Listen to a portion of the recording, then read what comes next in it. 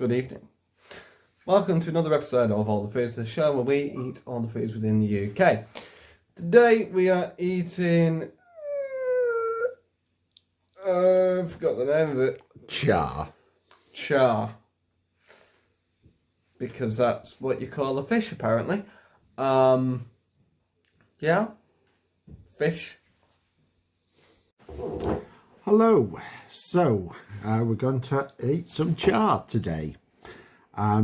Char, bit of a story here. The char is related to the salmon, and like the salmon, it can live both in saltwater and freshwater, and in appearance it's like a chunkier, less streamlined salmon. Now, as I say, it can live in both freshwater and saltwater, but unlike the salmon, it doesn't have an imperative to go into the sea, even though most of the char today is found in saltwater, or at least brackish water. But if the lake was cold and deep enough at the end of the Ice Age, the chars were quite happy to stay there and not go out to sea. And that's why you have a long-standing population in Lake Windermere, hence the association of char with Cumbria. Now, it starts appearing in the record books in the 15th century when it's getting transported actually to the royal court, because it's regarded as a delicacy. It does have a delicate flavour, and it first went there in a pie, but it became more popular, but put in a dish and smoked with butter to preserve it. And so mostly you get references to potted char. Now then, in recent years, the population of the char in Windermere has declined for a number of reasons, and it's gone down to the point where it's not commercially viable to fish for it. There just aren't enough there. So that has made it quite difficult to get hold of char in the Lake District. I couldn't find a shop that sold it, and certainly not in Bolton. So I've had to go on the internet and get char fillets, which are almost certainly not from Windermere. In fact, they're sold as Arctic char, so they have come from saltwater. And they are noted, though, for being the most northerly freshwater fish, or at least part freshwater. There's nothing that lives further north in lakes. And people do still fish for char on Windermere. It's not illegal. So you do occasionally get restaurants selling char as a dish, but they're very much dependent on somebody going out there on the lake and bringing one in. So unless you're a good fisherman, I wouldn't go to the lakes purely to sample char, because I don't think it's unlikely that you'll find any. So, as I say, we've got some char, so let's go and cook it. Right, so here are the ingredients. We've got our Arctic char fillets, and we're putting them in an aluminium lined dish. Perhaps don't need to use quite as much foil as that.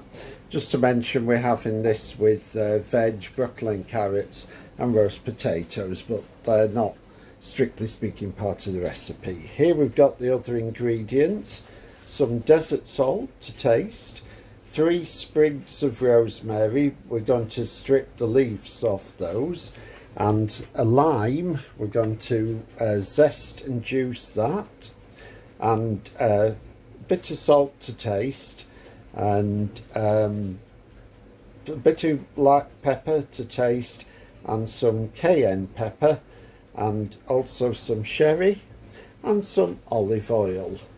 And I'll show you what we do with them in a short while. Okay, we're now juicing the lime. It's going in the blender along with, we've already put the garlic in there, 2 cloves. Well, the recipe recommends 2. My unseen assistant thinks it's better with 3. So who am I to argue? And we've also stripped the leaves from the rosemary sprigs, and they're already in there too.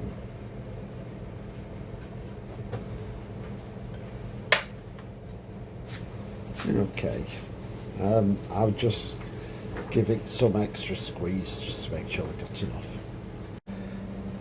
Right, my unseen assistant thinks that the recipe's calling for 1/4 cup of olive oil is too much, so let's put a bit less in, but we have put 1/4 cup of sherry, which was the recommended, and I will just check on the list before, make sure that's everything to go in the blender.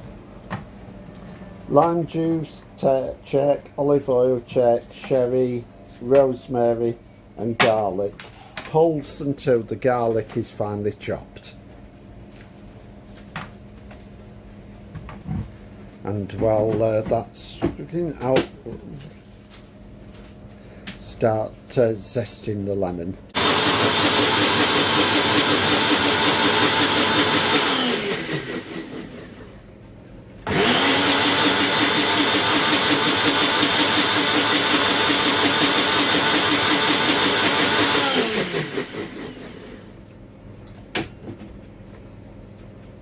I think that's right, isn't it? What do you think?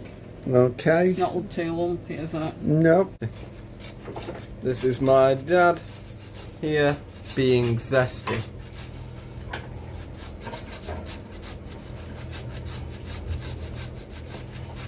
Proper zest in that lime. Remind me, is zest the juice from the skin, or is it the actual skin itself, like flakes of skin? It's just flakes, flakes from the outer edge.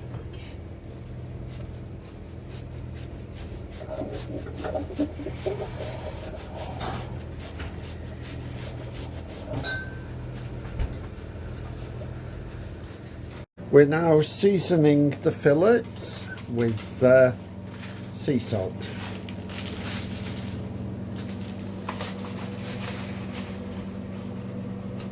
And the next one is to spread the mixture over the fish.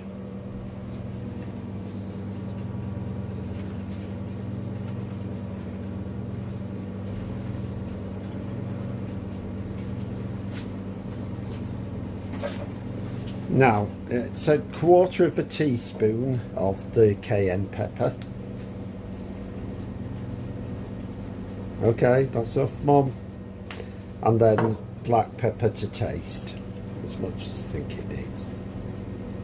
Okay, and that is ready now to be baked. Should now be ready. Does it flake easily, my unseen assistant?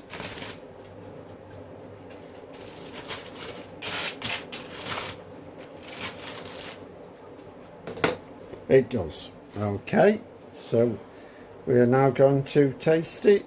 Put it with the potatoes and the veg, and Simon and I will do the taste test.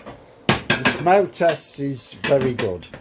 Simon is now going to do the taste test on Arctic char. Very easy to cook, very tender. Yep.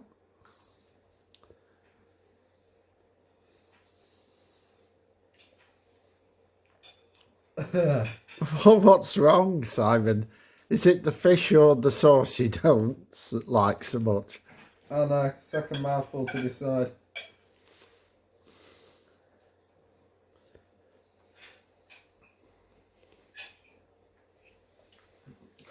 I think it's the taste. Okay. I'm not the biggest fan of lime, so like lime and fish, and I'm not really into. Okay, right. Never mind. It's not. Hey, before you turn that camera off, Yeah. I can tell you've made it well. Like, it's a balanced flavour. Yeah. I'm pretty sure if I liked the ingredients, Yeah. themselves, I will probably like this because it's not bad. It's just not good for me. Okay. Right. So, halfway house reaction from Simon there. Go. Okay, so I will now tuck in. As Simon said, it's very flaky.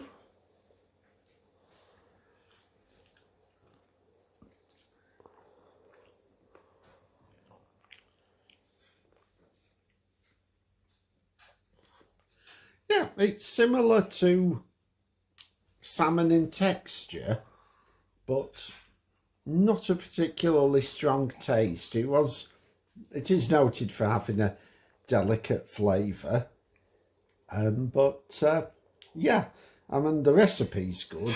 I do like the lime, which Simon didn't very much. So yeah, we've cooked it very well, and yeah, it's a thumbs up for char from me. Ciao. So like middle thumb overall. Yeah. So ciao or char. I can assure you, viewers, he will be promptly punched in the face.